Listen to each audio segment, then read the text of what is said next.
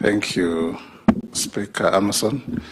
Your Excellency, our President, Your Excellency, Deputy President, Your Excellency, Prime Cabinet Secretary, Speaker Kingi, Attorney General, all chairmen and commissioners, and your CEOs, ladies and gentlemen. Your Excellency, today is a really important day.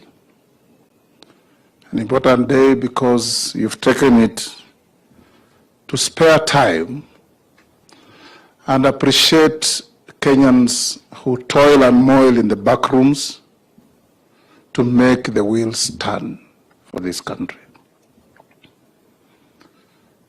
We've come here, fellow Kenyans who have been called upon and been given the privilege to serve our country, to appreciate you, to encourage you, and to ensure that you become critical cogs in the wheel that the President is steering and turning to improve our country.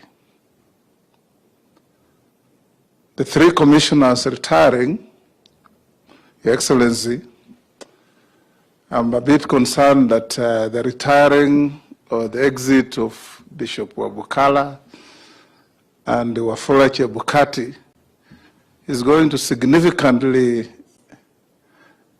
impact on unemployment status in my county.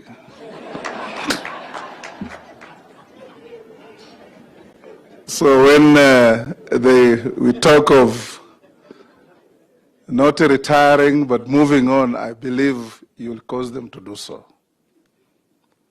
I've worked with Dr. Keringai. Aaron Cheriot and I were in the Senate Finance and Budget Committee, and we did a wonderful job with you. I have no doubt that the energy, the knowledge, the wit, everything you displayed will still be helpful at a different level. Baba Skofu Wabukala, my village mate, now you'll have a little more time to take care of our souls, and we'll be available for your prayers. You've done a wonderful job. Your Excellency, Speaker King and I have been in Australia the last 1 week for the Commonwealth Speakers Conference.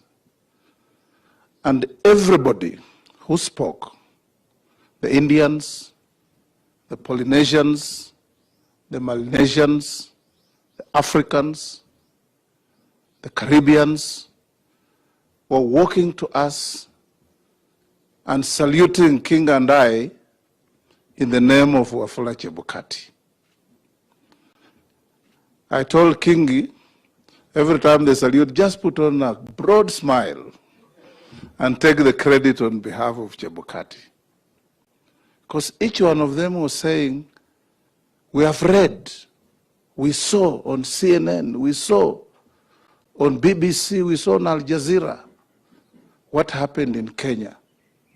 We salute that man who was the chair of your IBC. So Wakili Chebukati, we stand here to salute you in a very special way, that you stood head and shoulders above the clouds and did a job that many people for a long time will emulate. Because we know we live in a country where many people like yourselves with responsibility constantly look over their shoulders to see who is watching before they make decisions. Because we always believe in the fear of the unknown and that there is some big brother somewhere watching. Remember, when I talked to you at some point, I told you, Bwana Chebukati, just bear fidelity to the law, to the Constitution, and to the will of the people of Kenya. And we saw The events that culminated on the 15th of August in Bomas, that you are truly made of steel and you truly stood up above others. Because you and your colleagues, Molo and Professor, what Speaker King has described is what we all saw. But I saw a little more, because I walked into your office after the commotion and I found Professor Gulier, a professor, an adult, a commissioner, crying with both his legs bleeding profusely, having been viciously physically assaulted on the podium. What is surprising, Attorney General, is that all those goons who caused mayhem, caught on CCTV, none has been brought to justice. It's not the best way of fighting impunity, because we all saw them. We saw who boxed Chebukati. We saw who knocked down Gulia. We saw who tried to snatch the documents from Awiye. That I leave to you. I want to encourage you, Bwana Chebukati, that you've now set the bar very high for many Kenyans who have been called upon to serve. You sat in an office where one time one of your predecessors told Kenyans that he didn't quite know who won the elections when he had declared a winner, and so on and so forth. But fortify your future by remembering that in Shaban Roberts' book, Kusadikika, he says, kila wakati inji huwafija mashujaa wake mpaka janga kuu litokee. Janga lipotokea, wewe kama shujaa ulitokea. And, you know, my friend, Professor Kindiki, was one time asking me, what is Chebukati made of? He just sits there, emotionless, doesn't smile, he looks like an old Russian spy. But behind that stoic face lay some tremendous, admirable courage that made Kenya what it is today. Nobody will take it for granted. Nobody will take it away from you. Nobody will forget. Because you did what many people could not do. So as your kinsman and your village mate, if there's nowhere to transition,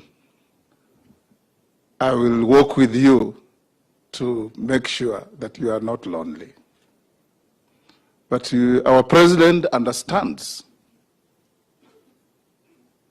that we have rewarded people who don't deserve any rewards at all in this country. And you deserve more than anybody else those rewards.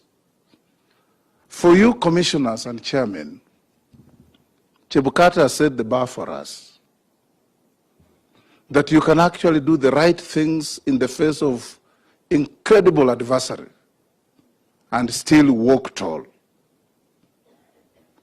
If what was going on in the country was something that would cause and instill fear and a chill down everybody's spine, we would not be here. But we are here because one man leading a team stood for the country. Honorable Chairman and Commissioners, I don't want to say too much. I lead the Parliamentary Service Commission, but I'm also the Speaker of the National Assembly, where all your budgets come to, where all the oversight over you is done. I want to encourage you that this country does not lack men and women who can work and work better. This country lacks men and women who can use their brain and capacity to work to improve the country, because most of them wait to see whatever they're doing, whether there are consequences or not. If you do that, then you are in the wrong place at the wrong time for the wrong country. Please style up all of us. Let's make it easy for our president to deal with much bigger issues, because down there, the wheel is turning.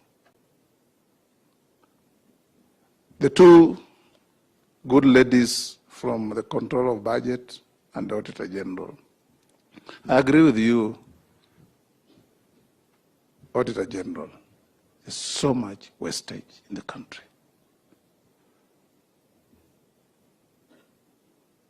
Githu Muigai said that you do postmortems, you operate dead bodies. So we need to find a way of tracking these bodies while they're still alive. And that starts with Margaret. Whatever you want us to do to help you control, you are called the controller of budget. The PFM Act, Your Excellency, says nobody, without exception, should procure any goods or services without an attendant budget. Why do we have pending bills if the law was followed? These are the big questions. When we do the retreat, we will join you. Lastly, Your Excellency, as you lead us to the future, as you lead this great country to where it must be, I want to urge all of us here, in the words of John F. Kennedy, don't ask yourself what Kenya should and must do for you. Ask yourself what you must and should do for Kenya, so that zote tuchangie, nchi yetu iende mbele. Tukifanya hivyo, Your Excellency, you will enjoy your leadership. Lakini tusipofanya hivyo, itakuwa kama wakati wa Mzee Moi. Mimi ni driver, sijui mwizi huko kwa basi ni nani, sijui mchoyo ni nani, sijui nani ni nani. But we will support you fully. We will work with you. And we want to make Kenya a better place to live in. Thank you.